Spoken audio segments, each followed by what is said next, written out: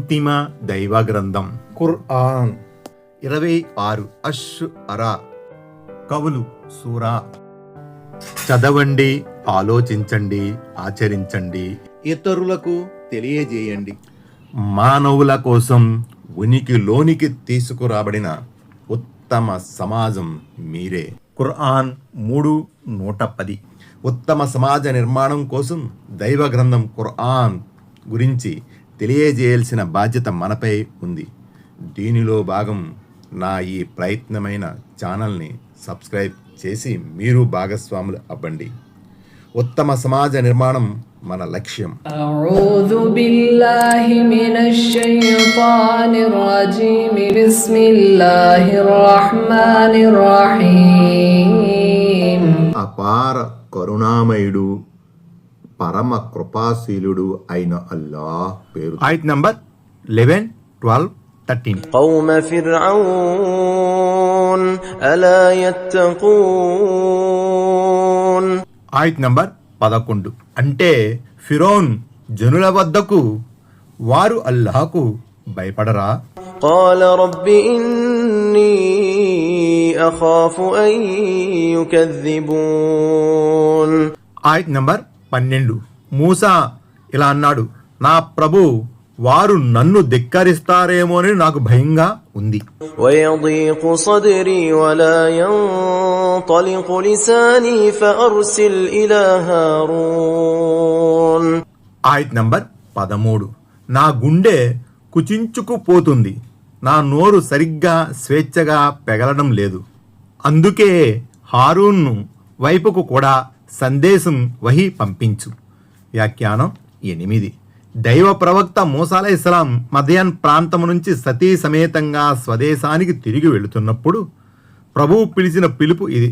మార్గం మధ్యలో వారికి నిప్పు అవసరమైంది. నిప్పు కోసం తూరు పర్వతం వద్దకు చేరగానే అగోచరవాణి ఆయనకు స్వాగతం పలికింది. దుర్మార్గులైన ఫిరౌన్ జాతి వారికి సన్మార్గం ప్రబోధించే బాధ్యత అక్కడే ఆయనకు అప్పగించబడింది. వ్యాఖ్యానం 9. అసలే ఫిరౌన్ దుర్మార్గుడు, తలబిరుసు. నా సందేశాన్ని వాడు స్వీకరిస్తాడా? పైగా వాడు ఏదన్నా కీడు తలపెట్టవచ్చు అన్నది ఆయన మాటల్లోని ఆంతర్యం. దీన్ని బట్టి అవగతమయ్యేది ఏమిటంటే మానవ సహజమైన భయాందోళనలు దైవ ప్రవక్తలు కూడా ఉంటాయి. వ్యాఖ్యానం 10. దైవ ప్రవక్త హజరత్ మూసా అలైహిస్సలాం ధారాళంగా మాట్లాడలేకపోయేవారన్న దానికి ఇదొక తార్కాణం. లేదా కొంతమంది ఖురాన్ వ్యాఖ్యాతల కథనం ప్రకారం బాల్యంలో నాలుకపై నిప్పు పెట్టడం వల్ల ఆయనకు నత్తి వచ్చింది. వ్యాఖ్యానం 11. అంటే హారూనును కూడా దైవ ప్రవక్తగా నియమించి అతన్ని నాకు సహాయకునిగా చేయి. ఆయత్ నంబర్ 14. ولهم علي ذنب فأخاف أن يقتلون. ఆయత్ నంబర్ 14. వారి తరపున నాపై ఒక నేరారోపణ కూడా ఉంది, అందువల్ల వారు నన్ను చంపేస్తారేమోనని భయపడుతున్నాను. వ్యాఖ్యానం అసంకల్పకంగా మూసా అలైహిస్సలాం చేతిలో హతుడైన వ్యక్తి గురించి ఇక్కడ ప్రస్తావించడం జరిగింది. ఆ వ్యక్తి కిబ్తీ జాతికి అనగా ఫిరౌన్ జాతికి చెందినవాడు. అందువల్ల ఫిరౌన్ ప్రతీకారంగా మూసాను చంపదలిచాడు. ఆ సంగతి తెలియగానే మూసా అలైహిస్సలాం ఈజిప్టు నుంచి మద్యన్ ప్రాంతానికి వెళ్ళిపోయారు. ఈ సంఘటన జరిగి ఎన్నో సంవత్సరాలు గడిచిపోయినప్పటికీ మూసా సందేహం ఇంకా తొలగిపోలేదు. అదను చూసి ఫిరౌన్ తనను హతమారుస్తాడన్న అనుమానం ఆయన్ని వెంటాడుతూనే ఉండేది. ఆయత్ నంబర్ 15. قال كلا فاذهبا بآياتنا إنا معكم مستمعون. ఆయత్ నంబర్ 15. అల్లాహ్ ఇలా సెలవిచ్చాడు, ఎట్టి పరిస్థితుల్లోనూ అలా జరగదు. మీరిద్దరూ నా నిదర్శనాలను తీసుకుని వెళ్ళండి, మేము స్వయంగా మీ వెంట ఉండి అంతా వింటూ ఉంటాము. వ్యాఖ్యానం 13.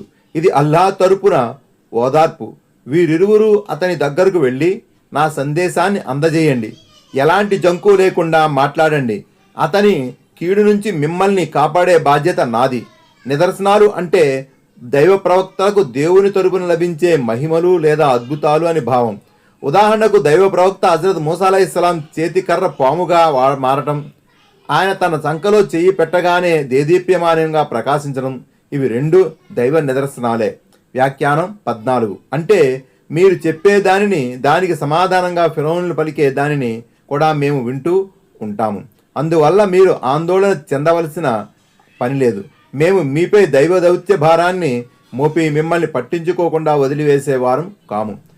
అనుక్షణం మా సహాయం మిమ్మల్ని వెన్నింటి ఉంటుంది సుమా. ఆయత్ నంబర్ 16-17. فأتيا فرعون فقولا إنا رسول رب العالمين. ఆయత్ నంబర్ 16. మీరిద్దరూ ఫిరౌన్ దగ్గరకు వెళ్ళి నిశ్చయముగా మేము సర్వలోక ప్రభువు తరపున పంపబడ్డాము అని పలకండి. أن أرسل معنا بني إسرائيل. ఆయత్ నంబర్ 17. నువ్వు ఇశ్రాయేలు సంతతి వారిని మా వెంట పంపించు అని అనండి. వ్యాఖ్యానం 15. ఫిరౌన్కు ఇంకొక మాట కూడా చెప్పకుండా, అదేమిటంటే మేము మా ప్రభు ఆజ్ఞపై నీ వద్దకు వచ్చాము. మేము సర్వలోకాల ప్రభు అయిన అల్లాహ్ ప్రతినిధులం, ఆయన సందేశహరులంగా వచ్చాము. చూడు, నువ్వు 4 శతాబ్దాలుగా ఇశ్రాయేలు వంశీయులను బానిసలుగా చేసుకుని వేధిస్తున్నావు. వారిని విడిచిపెట్టు.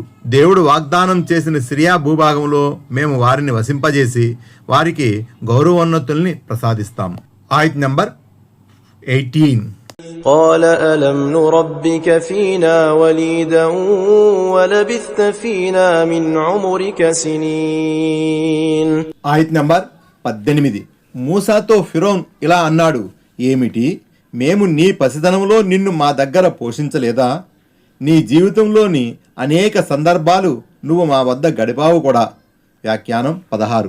ఫిరౌన్ చక్రవర్తి హజరత్ మూసా అలైహిస్సలాం సందేశాన్ని వినలేదు సరిగదా. ఆయన్ని సులకన చేయడం మొదలెట్టాడు.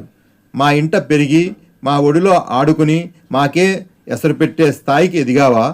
ఇశ్రాయేల్ సంతతిలో పుట్టే మగపిల్లల్ని హతమారుస్తున్న సమయంలో నువ్వు మా రాజభవనంలో పెరిగి పెద్దవాడు కాలేదా అని తన ఉపకారాలను జ్ఞాపకం చేశాడు ఫిరౌన్. వ్యాఖ్యానం 17. హజరత్ మూసా అలైహిస్సలాం సుమారు 18 సంవత్సరాలు ఫిరౌన్ రాజభవనంలో ఉన్నారని కొన్ని ఉల్లేఖనాల ద్వారా తెలుస్తుంది. మరికొన్ని ఉల్లేఖనాల ప్రకారం 30 సంవత్సరాలని 40 సంవత్సరాలని కూడా తెలుస్తుంది. అంటే ఇంతకాలం మా దగ్గర ఉన్నావు, కొన్ని సంవత్సరాలు మాత్రమే అటు ఇటు సంచరించి నిన్ను నువ్వు దైవ ప్రవక్తగా ప్రకటించుకుంటావా అన్నది ఫిరౌన్ మాటల్లోని ఆంతర్యం. ఆయత్ నంబర్ 19. وفعلت فعلتك التي فعلت وأنت من الكافرين. ఆయత్ నంబర్ 19. ఆ తరువాత నువ్వు చేయాల్సింది చేసి వెళ్ళావు. మొత్తానికి చేసిన మేలును మరచిన వారిలో నువ్వు ఒకడివి.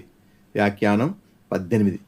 మా ఉప్పు తిని మా జాతికే చెందిన ఒక పౌరుణ్ణి చంపి మాకు ద్రోహం చేశావు అన్నది ఫిరౌన్ మాటల అంతరార్థం.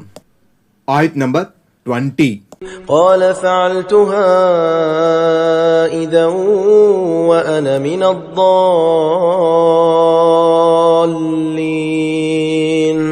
ఆయత్ నంబర్ 20. మూసా ఈ విధంగా సమాధానమిచ్చాడు, అవును, నేను దారి తప్పి ఉన్న స్థితిలో ఆ పని చేశాను. వ్యాఖ్యానం 19. అంటే ఆ హత్య పొరపాటున అనుకోకుండా జరిగిందే తప్ప ఉద్దేశపూర్వకంగా జరిగింది కాదు. దౌర్జన్యాన్ని అడ్డుకునే ప్రయత్నంలో ఒక గుద్దేసరికి ఆ వ్యక్తి ప్రాణం విడిచాడు. అదీగాక ఆ హత్యోదంతం దైవ దౌత్యానికి మునుపు జరిగింది. అప్పటికి నాకు దేవుని తరపున దివ్యజ్ఞానం లభించలేదు అని హజరత్ మూసా వివరించారు. Thanks for watching. Don't forget to like, comment and share. Please subscribe.